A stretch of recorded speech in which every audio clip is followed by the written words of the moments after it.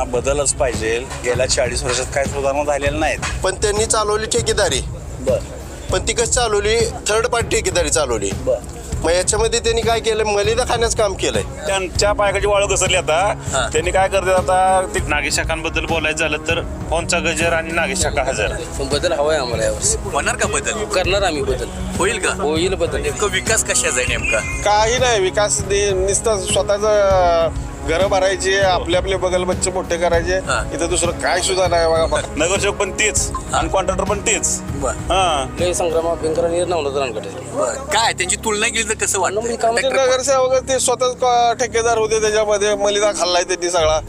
आणि हे नगरसेवकच ठेकेदार, थर्ड पार्टी ठेकेदार झालेले आहेत. पूर्वीच्या लोकांनी काही कामं केलेली नाहीत. जे नगरसेवक आहेत तीच ठेकेदार आहेत, त्यांनाच पुन्हा उमेदवारी आहे. सगळे ओपन प्रतिनिधी जेवढे आहेत तेवढे त्यातले ओपन प्रतिनिधी बळकाचा प्रयत्न केलेला आहे. नमस्कार, मी भारत शिंदे, न्यूज इंडिया मराठीमध्ये आपलं स्वागत आहे. तर मी सध्या पंढरपूर नगरपालिका निवडणुकीच्या अनुषंगाने प्रभाग क्रमांक 13 या ठिकाणी आहेत. पण प्रभाग 13 मध्ये लोकांच्या मनात काय आहे, नगराध्यक्ष पदाच्या त्यांच्या काय मनात आहे, नगरसेवक कोण असावा, कसा असावा, याबाबत काय नागरिक इथे उपस्थित आहे. आपण त्यांच्याकडून मते आपण जाणून घेण्याचा प्रयत्न करूया.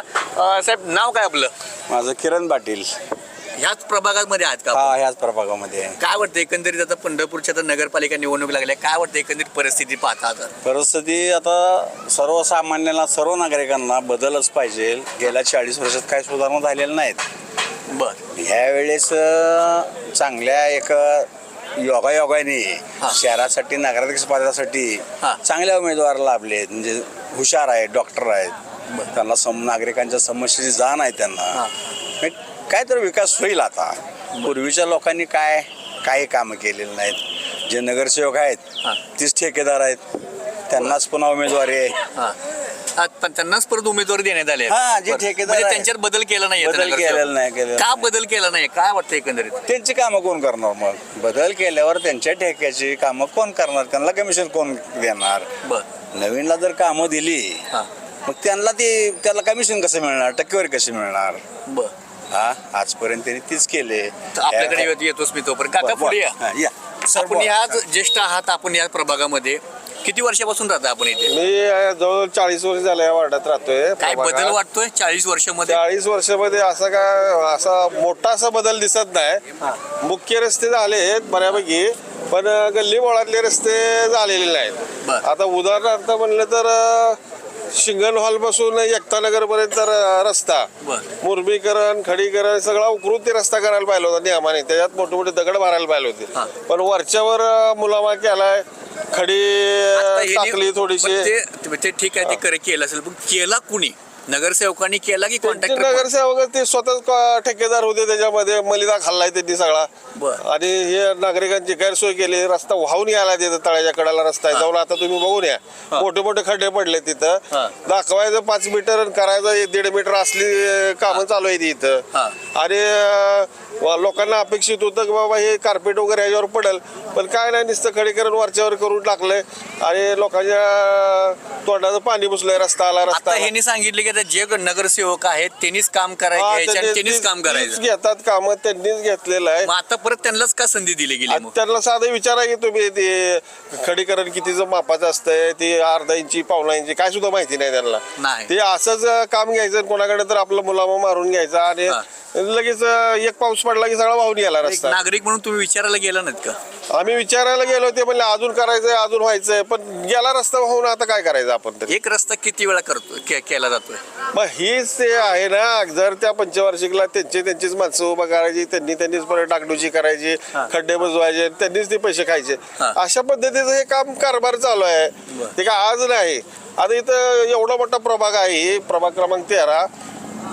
नगरपालिकेच्या माध्यमातून जे प्राथमिक शाळा असते ती सुंदर स्वच्छ शाळा इथं अजिबातच नाही ह्या प्रभागामध्ये. मी इथलाच नगरपालिका शाळेचा 12 नंबरचा विद्यार्थी.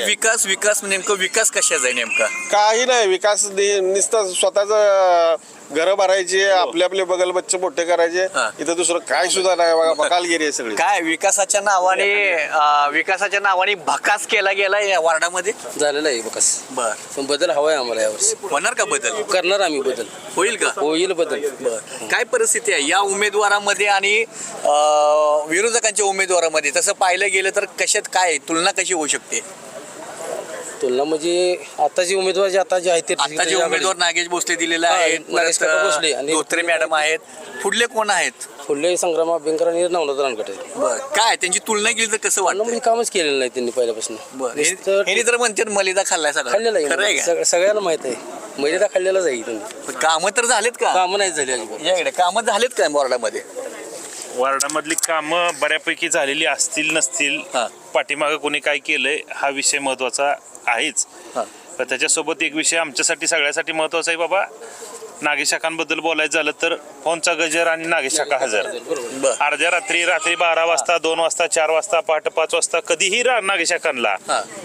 आम्ही आमच्या ज्याप्रमाणे आमचा तो बाप माणूस आहे, आम्ही ती रात्री 12 वाजता सुद्धा न लाजता फोन करू शकतो आणि कुठलाही प्रॉब्लेम नागेश शाखा म्हणजे प्रॉब्लेम सॉल्व्ह. आता त्यांनी तसं पाहिलं गेलं तर आता नागेश शाखांवरती देखील टीका केली असं देखील जाणवलं गेलं. कसं आहे माहित आहे का, एक लक्षात घ्या, नागेश शाखांवरती टीका करणं म्हणजे आबाळावरती थुंकायचं. हा.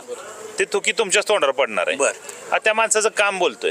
हा. आज त्या माणसाचं रुबी हॉस्पिटलमध्ये असताना सुद्धा पंढरपूरमध्ये लक्ष असायचं की बाबा पंढरपूरमधलं कोणाचं काय चाललंय, कोणाचे काय प्रॉब्लेम आहेत. म्हणजे एक काळ असा होता रुबी हॉस्पिटलमध्ये नागेश शाखांची काहीतरी सर्जरी का काहीतरी होतं किंवा मांडीतली काहीतरी गाठ काढायची होती, असा काहीतरी विषय होता. पण त्या काळात सुद्धा नागेश शाखांनी डॉक्टरांना सांगितलं की बाबा तुम्ही मला सगळ्या गोष्टीचे रिस्ट्रिक्शन्स करा, अगदी अन्न न खाण्याबद्दल सुद्धा, पण तुम्ही मला फोन घेऊ नका. असं तुम्ही माझ्याबद्दल जनतेमध्ये चुकीचा गैरसमज जाईल. मला फोन घेणार मी आणि प्रत्येकाचे फोन अटेंड करणार आणि प्रत्येकाला जे पण काय त्याचा प्रॉब्लेम आहे मग ते नागेश शाखा अगदी कोणालाही सांगणार की बाबा हा प्रॉब्लेम तिथं जाऊन तो सॉल्व्ह केला पाहिजे आणि ती व्यक्ती तिथं जाणार आणि त्या माणसापाशी पोहोचणार आणि तो प्रॉब्लेम सॉल्व्ह होणार. पुढल्या उमेदवाराबद्दल काय सांगाल? पुढचे उमेदवार पाठीमागे जे दिलेले होते तेच उमेदवार आहेत. बदल केला नाही? काय नाही फक्त का? बदल म्हणजे कसं का ताई बदल होत्या, केला अर्चनाताई होत्या, अर्चनाताईच्या ऐवजी नवनाथ दादांना दिलेला आहे. अर्चनाताईच आहे, अर्चनाताईच उमेदवार आहेत आणि इकडे संग्राम अभ्यंकर आहेत. हाय तीच आहेत हाय, म्हणजे का म्हणजे बदल का केला गेला नाही? आज विकास केलाय म्हणून केला नाही का त्याच्यामुळे केला नाही? विकास कशामुळे केला नाही? विकास त्यांनी केला नाही केला ह्याच्याबद्दल मी काय बोलू शकत नाही. मग बदल का केला नाही त्यांनी? तर ते अभ्यंकर तर त्यांचाच आहे, त्यांच्या आघाडीचा माणूस आहे आणि त्याला मोठं पद पण आहे. राहिला नवनाथ रानगटांचा विषय, ती काय त्या माणसाबद्दल आपण काय बोलू शकत नाही. या भागात असे प्लॉट आहे, त्या प्लॉटचे अनेक आता भगीरथ बालकेने टीका केली की प्लॉट हस्तांतर करण्यात आहे. काय नेमकं सत्य काय आहे पाठीमागे? जवळजवळ सगळे ओपन पस्तीने जेवढे आहेत तेवढे त्यातले ओपन पस्तीने बळकाचा प्रयत्न केलेला आहे. आणि दुसरी गोष्ट म्हणजे काय आहे, आता आम्ही राहतो तिथं मंगळवाडेकर नगर बोर्ड तिथनं सुरू ते पाक रत्नबाबा शाळेच्या पुढेपर्यंत तिथंपर्यंत पहिलं खडीकरण झालेलं होतं. खडीकरण झालं मागच्या वेळेस, मग तर मी त्यांना ऑफिसिंग घेतलं आमच्या गल्लीतल्या लोकांनी, तुम्ही रस्ता ही खाली उकरून जर व्यवस्थित करा. ते खडीकरण झाल्यावर 1 वर्ष खडीकरण, दुसऱ्या वर्षाचं खडीकरण केलं. ते कशासाठी केलं? पैशासाठी. एका वर्षात पैसे त्यांना बिल मिळतं ना. आता हे थोडं 500 फुटाचं 1000 फुटाचं असतं रोड, त्याला 10 लाख 20 लाख काम असतात. खडीकरण हे 2 टिपर मोर मारायचं आणि आपलं खडी टाकायची करून टाकायचं असं होतं. मी तिथं रस्ता अडवला स्वतः. मी अडवला, नवनाथ रानगट आला, नारायण शिंगण आला, रस्ता उकरला त्यांनी. मी त्यांना उकरायला त्या हापसिंग घरापासून आमच्या घरापर्यंत उकरला रस्ता. ठीक आहे, सगळं उकरला. ठीक ते आहे. झाल्यावर परत त्यांनी ते डागडोई केली आणि परत अजून थोडं मांडवली केली. इकडे तरी कोणी काय असतं कारण बंद ठेवलं 4 दिवस. परत ते शिवकड गेले, काय ठीक काय आहे, ते काय होईल, ते होईल. झालं. तुम्हीच निवडून दिलते की त्यांना गेल्या वेळेस? निवडून तर आम्हाला वाटलं आता करतील कामं व्यवस्थित, सहकार्य करतील, हे करतील. ते नगरसेवक पण तेच आणि कॉन्ट्रॅक्टर पण तेच.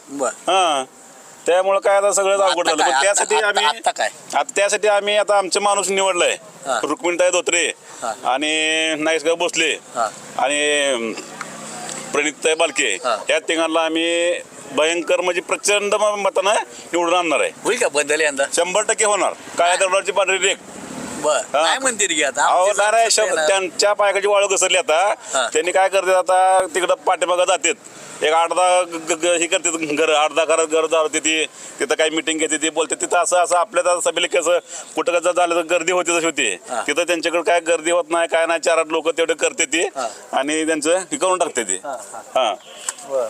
काय म्हणतो एकंदरीत काय रस्त्याची परिस्थिती म्हणा, काय विकास आहे या प्रभागामध्ये? विकास कुठं हरवलाय पंढरपूर शहराचा? कारण शहराचा प्रभागाचा तर पूर्ण नाही. आणि प्रभागात जर उडकायचं म्हणलं तर प्रभागातले नगरसेवकच ठेकेदार, थर्ड पार्टी ठेकेदार झालेले आहेत. कारण आतापर्यंतची परिस्थिती अशी, कोण आहेत? पाठीमागं माझे नगरसेवक होते ते ठेकेदारीच करत होते ना. मग आता पण तेच म्हणजे जनतेची सेवा करण्यासाठी त्यांना निवडून दिलं होतं रहिवाशांनी. पण त्यांनी चालवली ठेकेदारी. बर पण ती कशी चालवली, थर्ड पार्टी ठेकेदारी चालवली. बर मग याच्यामध्ये त्यांनी काय केलं, मलिदा खाण्याचं काम केलंय. हाताशी काही अधिकाऱ्यांना धरायचं, बिलं काढायची, बोगस बिलं काढायची. आणि बोगस बिलं काढत असताना एखाद्या ठिकाणी जर काही त्या नागरिकांनी काम थांबवलं केलं तर फक्त त्या ठिकाणी एक माहोल करायचा की मी तुमच्यासाठी तत्पर आहे कामासाठी. पण प्रत्यक्षात पाठीमागं बघायला गेलं तर परिस्थिती वेगळीच होती. काही गोष्टीचे व्हिडिओ आहेत माझ्याकडे. या रस्त्याचं काम चालू असताना या रस्त्याला त्यांनी मुरुम म्हणून माती भरलेली आहे. बर त्याचा व्हिडिओ सुद्धा माझ्याकडे आहे. जर तुम्हाला पाहिजे असेल तर तो पण मी देईन तुम्हाला. म्हणजे आम्ही यंदा काय तुम्ही काय ठरवलंय मग? नाही, यंदा बदल हा निश्चित आहे. होईल 100% बदल निश्चित आहे. कारण एक चांगले आणि खमक्या उमेदवार म्हणून रुक्मिणीताई धोत्रे आणि नागेश काका भोसले आणि एज्युकेटेड प्रणिताई बालके या नगरपालिकेला आपल्याला निवडून द्यायच्यात.